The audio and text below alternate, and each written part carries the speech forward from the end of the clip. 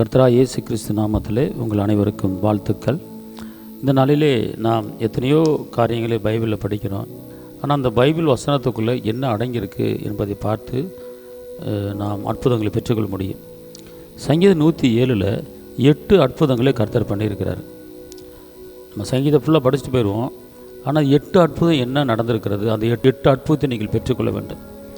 8 அற்புதத்தை நீங்கள் பெற்றுக்கொண்டு வாழும்படி ஏசப்பா விரும்புகிறார். அன்பார்ந்தவர்களே, இந்த நாட்களிலே சங்கீதம் 107:2 என்ன சொல்கிறது? கர்த்தரால் சத்துருவின் கைக்கு நீங்களாக்கி மீட்கப்பட்டீர்கள். கர்த்தரால் சத்துருவின் கைக்கு நீங்களாக்கி மீட்கப்பட்டு இருக்கிறீர்கள். அப்படி என்ன அர்த்தம் கேட்டீங்கன்னா, ஃபஸ்ட்டு நீங்கள் நான் எல்லாருமே சத்துருவின் கையிலேருந்து மீட்கப்பட்டிருக்கிறோம். இதுவே ஒரு பெரிய அற்புதம். பார்த்துக்கொள்ளுங்க. இன்றைக்கி சொத்து சுகம் இருக்குது, காசு பணம் இருக்குது. ரெண்டாவது ஒரு மீட்கப்பட்ட ஒரு வாழ்க்கை வாழ வேண்டும். வேதம் சொல்லுகிறது, இயேசுடைய இரத்தத்தாலே நாம் மீட்கப்பட்டிருக்கிறோம் சொல்லப்பட்டிருக்கிறது. ஆனால் இன்றைக்கி நம்ம எல்லாருமே மீட்கப்பட்ட வாழ்க்கை வாழுகிறோமா? விடுதலையான வாழ்க்கை வாழுகிறோமா? கிருபையான வாழ்க்கை வாழுகிறோமா? அற்புதமான வாழ்க்கை வாழுகிறோமா? அதிசயமான வாழ்க்கை வாழுகிறோமா என்று அறிந்திருக்கணும். இன்றைக்கி நம்மளை எல்லாத்தையும் ஏசப்பா மீட்டெடுத்துட்டார்.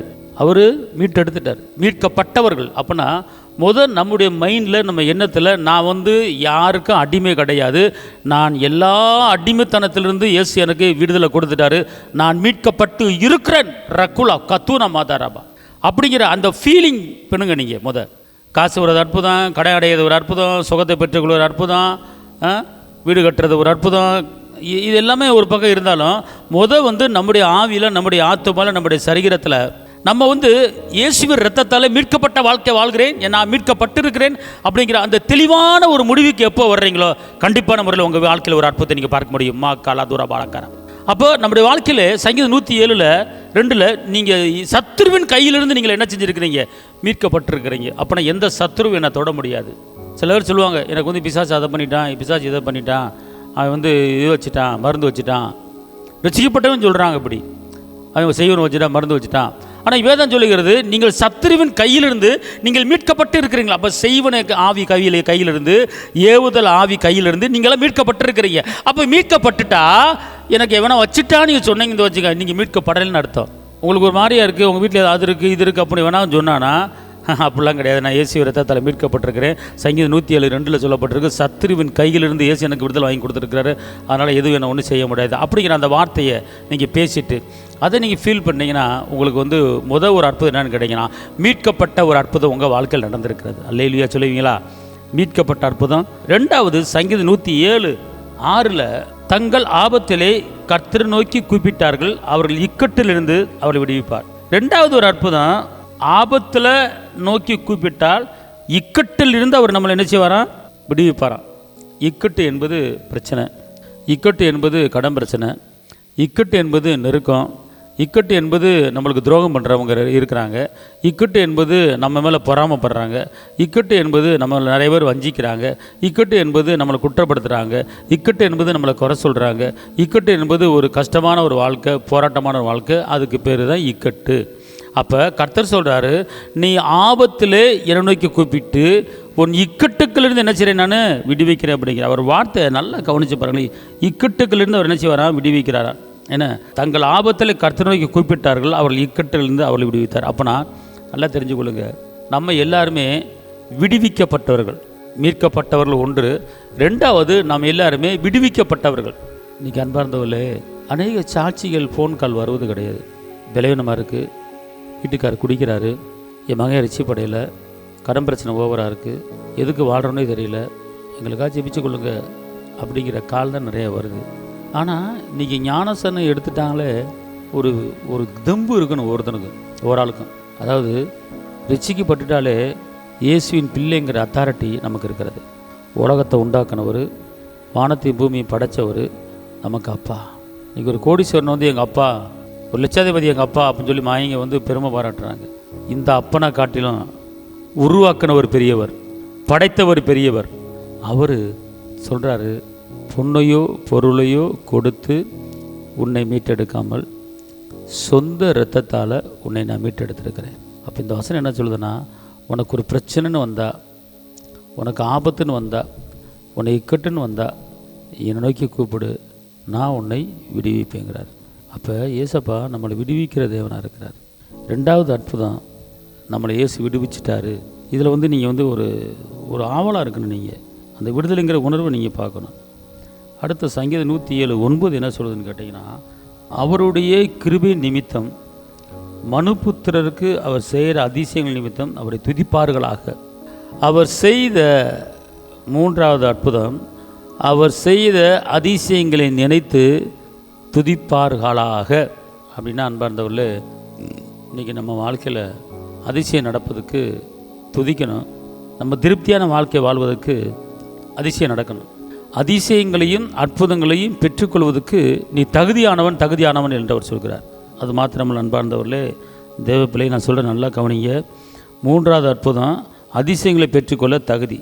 நாலாவது அற்புதம் சங்கீதம் 107:20 என்ன சொல்லுது அப்படின்னு கேட்டிங்கன்னா, அவர் தமது வசனத்தை அனுப்பி அவர்களை குணமாக்கி அவர்களை அழிவுக்கு தப்பி வைக்கிறார். சங்கீதம் 107:20, அவர் தமது வசனத்தை அனுப்பி அவர்களை குணமாக்கி அழிவுக்கு தப்பி வைக்கிறார். அப்போ என்ன அர்த்தம் அப்படின்னு கேட்டிங்கன்னா, சுகமாக்கி மறிக்காமல் அழியாமல் நான் தப்பி வைக்கிற தேவனாக இருக்கிறேன். அன்பார்ந்தவர்களே, இன்றைக்கி வந்து எப்படி அவர் ஏசப்பா நம்மளை குணமாக்குறாருன்னு கேட்டிங்கன்னா, வசனத்தை அனுப்பி தான் குணமாக்குறாரு. அப்போ இன்றைக்கி பலவீனம் உள்ளவர்கள் பலவானாக மாறும்படி ஏசப்பா அற்புதம் பண்ணுறாரு. நாலாவது அற்புதம் சங்கீதம் 107 4வது அற்புதம், பலவீனம் உள்ளவர்களை பலவானாக மாற்றி சுகத்தை கொடுத்து மரண கண்ணிக்கு தப்பி வைக்கிறார். மரணத்துக்கு அதிகாரியான பிசாசை தம்முடைய மரணத்தில் அவர் அழிச்சனால எந்த போராட்டம் நம்மளுக்கு கிடையாது. எப்படி அவர் குணமாக்குறான்னு வசனத்தை அனுப்பி. ஏசாயா 55:10-11 சொல்லுகிறது, வானத்திலிருந்து மழை பெஞ்சு பூமியை நனைத்து விதைக்கிறவனுக்கு விதையும் புசிக்கிறவனுக்கு ஆகாரத்தை கொடுக்கறது எப்படியோ அப்படியே என் வாயிலிருந்து புறப்படும் வசனம் இருக்கும். அது வெறுமையாக என்கிட்ட திரும்பாது, நான் அனுப்பின காரியம் வாய்க்கும்படி வாய்க்கும். வசனத்தை அனுப்பி குணமாக்கி, வசனத்தை அனுப்பும்போது ஒரு சுகம், வசனத்தை அனுப்பும்போது அற்புதம், வசனத்தை அனுப்பும்போது அதிசயம். அப்போ ஏசப்பா வந்து 100க்கு அதிபதியின் வேலைக்காரனை வீட்டுக்கு போகிறது போல் எனக்கு 100 வேலைக்காரர் இருக்காங்க, உட்காரு நெல்லில் 6 பேர் இருக்கிறாங்க, ஆனாலும் உங்களுடைய பாதப்படி என் வீட்டுக்கு வருவதுக்கு நான் தகுதி அல்ல, இங்கிருந்து ஒரு வார்த்தை சொல்லு. இஸ்ரவேலில் இப்படிப்பட்ட விசுவாசல் மனுஷனை பார்க்கலன்னு சொல்லி ஏசப்பா பெருமை பாராட்டுறாரு. வசனத்தை அனுப்பி தான் 100க்கு அதிபதி வேலைக்காரனை குணமாக்கினார். அப்போ அதே போல் அன்பார்ந்தவர்களே, உங்கள் வாழ்க்கையில் வசனத்தை நிறைய இடத்துக்கு நீங்கள் அனுப்புங்க. இப்போ வந்து சப்போஸ் உங்கள் பிள்ளையே ஒரு மகளை வந்து காலேஜில் படிச்சுக்கிட்டு இருக்கு. அப்போ காலேஜில் படிச்சுக்கிட்டு இருக்கும்போது, அம்மா எனக்கு நல்லா காசு தலை வலிக்குன்னு சொல்லி உங்கள் மக சொல்லுது. ஐயோ பயந்துட்டே மகளே, இப்படி வரந்தில்லையே, வரதுக்கு நேரம் இல்லையே மகளே, லீவு கிடைக்கல மகளேன்னு சொல்லி புலம்பக்கூடாது. வசனம் சொல்லிக்கிறது, வசனத்தை அனுப்பி குணமாக்கி அழிவுக்கு தப்பிக்கிறார். தகப்பனே, என் மகள் முடியாமல் இருக்கிறா, உங்கள் வசனம் சொல்லுது சங்கீதம் 107 வசனத்தை அனுப்பி குணமாக்கி அழிவுக்கு தப்பிப்புன்னு சொல்லப்பட்டிருக்கிறது. இப்போது உங்கள் வசனத்தை என் மகளுக்கு நான் அனுப்புகிறேன். நீர் பக்கத்துக்கும் தேவன், நீர் தூரத்துக்கும் தேவன். இப்போது சென்னையில் இருக்கிற என் மகள், இப்போ வந்து உங்கள் வீட்டு மதுரையில் இருக்க வச்சுக்கொள்ளுங்க, சென்னையில் உங்கள் மகள் வந்து பலவீனமாக இருக்கா. அப்போ நீங்கள் என்ன செய்யலாம், இந்த வசனத்தின்படி என் மகளுக்கு சுகத்தின் வல்லமையை அனுப்புகிறேன், உன்னதமானவன் மறைவில் இருக்கிறவன் சர்வ வலை நிலையில் தங்குவான் என்ற வசனத்தின்படி இந்த வசனத்தை என் பிள்ளை மேலே வைக்கிறேன். இயேசுவின் தழும்புகளால் சுகமாக இருக்கிறோம், இந்த வசனத்தை என் பிள்ளை மேலே வைக்கிறேன். வாதவனு கூடாரத்தனக்கு அது பொல்லாப்பு உனக்கு நேரிடாது, பகலிலே வெயிலாகிலும் இரவிலே நிலவாகிலும் என்ன சேதப்படுத்தாது, என் பிள்ளை சேதப்படுத்தாது, இந்த வசனத்தை என் பிள்ளை மேலே வைக்கிறேன், இந்த வசனத்தை என் பிள்ளைக்கு நான் அனுப்புகிறேன். அப்படிங்கிற இந்த சுகபலிக்கும் வசனத்தை நீங்கள் வந்து பிள்ளைக்கு நீங்கள் அனுப்பி விட்டீங்கன்னா, இந்த வசனம் போய் உங்கள் பிள்ளைக்கு என்ன செஞ்சிடும், சுகத்தை கொடுத்துரும். ஏன்னா வசனத்தை அனுப்பி தான் குணமாக்குறேங்கிறாரு. அதே போல் நீங்கள் வசனத்தை என்ன செய்யணும், அனுப்பணும். அடுத்து இப்போ வந்து பாருங்கள், மீட்கிறார், விடுவிக்கிறார், திருப்தியாக்குகிறார், குணமாக்குகிறார். அடுத்து சங்கீதம் 107:3 என்ன சொல்லுதுன்னு கேட்டிங்கன்னா, கிழக்கிலும் மேற்கிலும் வடக்கிலும் தெற்கிலும் உள்ள பல தேசங்களிலிருந்து சேர்க்கப்பட்டவர்கள் அப்படி சொல்ல கடவர்கள்.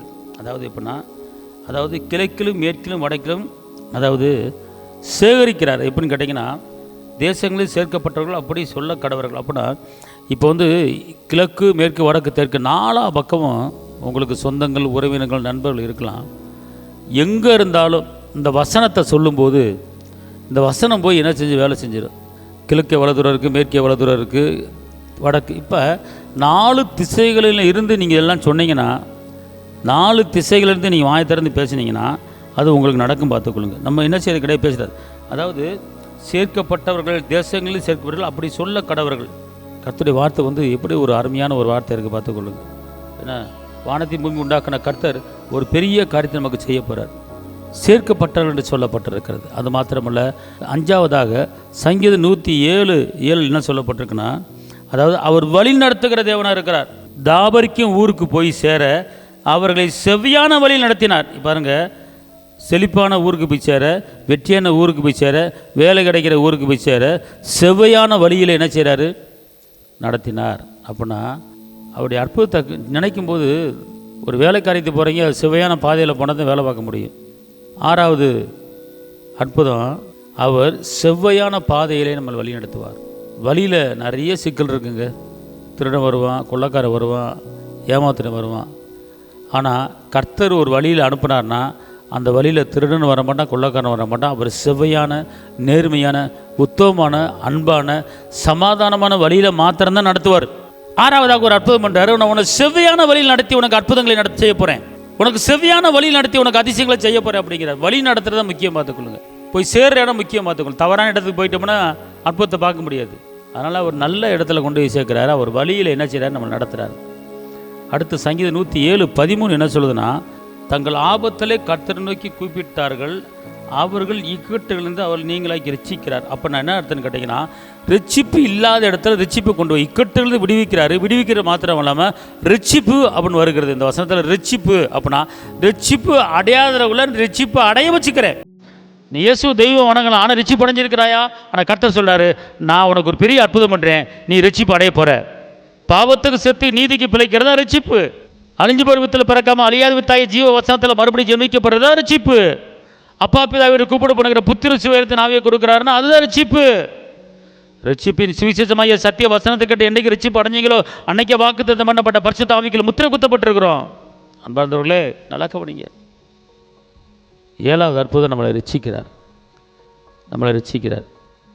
சங்கீதம் 107:38 என்ன சொல்லுதுன்னா, அவர்களை ஆசீர்வதிக்கிறார், மிகுதியும் பெருகுகிறார்கள், அவருடைய மிருக ஜீவன்கள் குறையாது இருக்க பண்ணுகிறார். மிருக ஜீவன்கள் குறையில்லாமல் வாழ்க்கை பண்ணுறார். நம்மளை என்ன செய்கிறாரு? ஆசீர்வதிக்கிறார், நம்மளை பெருக வைக்கிறார், செழிப்பாக்குறார். இதுதான் 8வது அற்புதம்.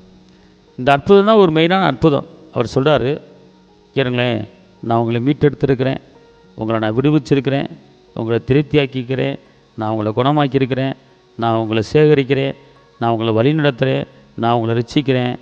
8வது ஆசீர்வதிக்கிறார், உன்னை பெருகு பண்ணுவேன் அப்படிங்கிறார். அப்படின்னாயா இத்தனை அந்த 8 ஆசீர்வாதங்களையும் நீங்கள் பெற்றுக்கொள்ள வேண்டும். கடைசியாக தான் அவர் சொல்கிறார், உங்களை நான் ஆசீர்வதிக்கிறேன், உங்களை பெருக பண்ணுவேன் அப்படிங்கிறார். சங்கீதம் 107:38 என்ன சொல்லுது அப்படின்னு கேட்டிங்கன்னா, இங்கிறங்களேன், அவர்களை ஆசீர்வதிக்கிறார், மிகுதியும் பெருகுகிறார்கள், அவருடைய மிருக ஜீவன்கள் குறையில்லை. மிருக ஜீவன்களதில் குறையில்லை அப்படிங்கிறார். அப்போ குறையில்லாத ஒரு வாழ்க்கை வாழும்படி கர்த்தர் விரும்புகிறார். பார்த்துக்கொள்ளுங்க, நல்லா தெரிஞ்சுக்கொள்ளுங்க. இன்றைக்கி 7 ஆசீர்வாதம். மீட்கிறார் 1, விடுவிக்கிறார் 2, திருப்தியார் நடத்துகிறார் 3, குணமாக்குகிறார் 4, சேகரிக்கிறார் 5, வழி நடத்துகிறார் 6, ரட்சிக்கிறார் 7, கடைசியில் அவர் என்ன செய்கிறார்? ஆசீர்வதித்து உன்னை பெருக பண்ணுவேங்கிறார். அப்போ இந்த கடைசி வசன ஆசீர்வாதத்துக்கு இந்த 7 வசனங்கள் ரொம்ப முக்கியம். இந்த 7 வசனத்தில் விடுதலை ஆகிட்டோம்னா 8வது வசனம், 8வதுல அற்புதம். முதல் மீட்கணும் நீங்கள், அப்புறம் விடுவிக்கணும் நீங்கள், திருப்தியாக்கணும், குணமாக்கணும், சேகரிக்கிறார், வழி நடத்துகிறார், ரட்சிக்கிறார். இதை சரி பண்ணிட்டாலே அவர் ஆசீர்வதிக்கிற தேவனாக இருக்கிறார். அன்பார்ந்தவர்களே, முதல்ல நீங்கள் விடுதலையான வாழ்க்கை வாழ்கிறீங்களான்னு சிந்திச்சு பாருங்கள். கர்த்தரை தான் விரும்புகிறார். இந்த நாளிலே இந்த சங்கீதம் 107 இந்த 8 ஆசீர்வாதங்கள் அடங்கியிருக்கு. அன்பார்ந்தவர்களே, நீங்கள் இதுவரை சங்கீதம் 107 படிச்சுக்கிட்டே இருக்கலாம், ஆனால் சங்கீதம் 107க்குள்ளே அடங்கியிருக்கிற பொக்கிஷங்கள் நீங்கள் கண்டுபிடிச்சி பாருங்கள். நம்மளை காப்பாற்றுகிற கர்த்தர், ஆபத்து காலத்தை நோக்கி கூப்பிடும்போது, இக்கட்டுகளை நோக்கி கூப்பிடும்போது விடுவிக்கிற கர்த்தர் உன் பேரை பெருமைப்படுத்துவார். இந்த வசனங்களை சங்கீதம் 107 தியானிங்க. இந்த 8 வசனத்தின்படி எனக்கு அற்புதம் நடப்பதாக கேட்டு பாருங்கள். ஏசப்பா செய்வார். இப்போ உங்களுக்கு நான் ஜெபிக்கிறேன். தகப்பனை இயேசுவே, இவன் நன்றி உள்ளத்தோடு துதிக்கிறேன், ஸ்தோத்திரிக்கிறேன். என் ஆவி, என் ஆத்மா, என் சரீரம் முழுவதையும் உம்மிடத்தில் அர்ப்பணிக்கிறேன். என் மீது இறக்க வைத்து இந்த சங்கீதம் 107 கிடைத்த 8 அற்புதங்களை அதிசயங்களை பெற்றுக்கொள்ள கிருபை தாங்க. என் தேவைகளை சந்திங்க. காற்று வராது, மழை வராது, பள்ளங்கள் நிரப்புங்க. கிருபை பலன் கூட இருப்பதாக. இயேசுவின் நாமத்தில் பிதாவே, ஆமென்.